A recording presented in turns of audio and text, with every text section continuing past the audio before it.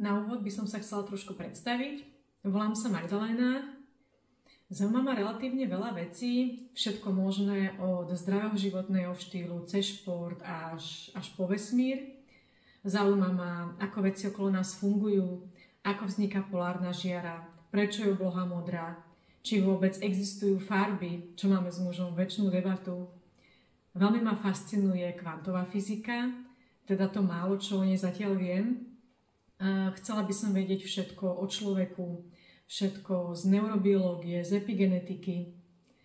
A keby som mala vybrať jednu vec, ktorá ma baví najviac, určite by to bolo ľudský mozog. Veď všetko, čím sme, všetky naše myšlienky, pocity, spomienky, naše správanie, všetko je vlastne výsledkom elektrických a chemických signálov medzi bunkami, ktoré nazývame neuróny. A už len fakt, že ich máme vyše 85 miliárd, čo je približne ako počet všetkých hviezd v našej galaxii, je neuveriteľný. To, čo nám sedí na krku, je tá najkomplikovanejšia štruktúra, ktorú poznáme.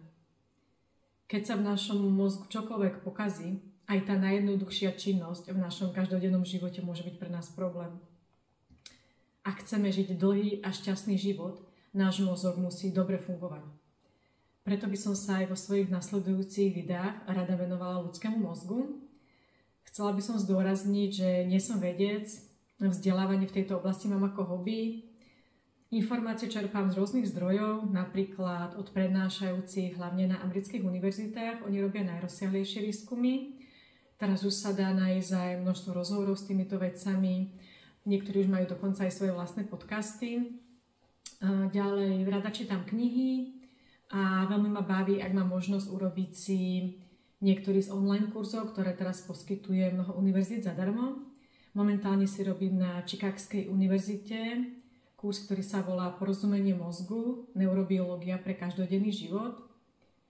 Tých informácií je toľko, že mám pocit, že musím žiť minimálne do 100, aby som si na konci života mohla povedať OK, už viem väčšinu toho, čo ma zaujíma, alebo aspoň toho, čo by som chcela vedieť. A rada by som sa s týmito zaujímavosťami s vami podelila.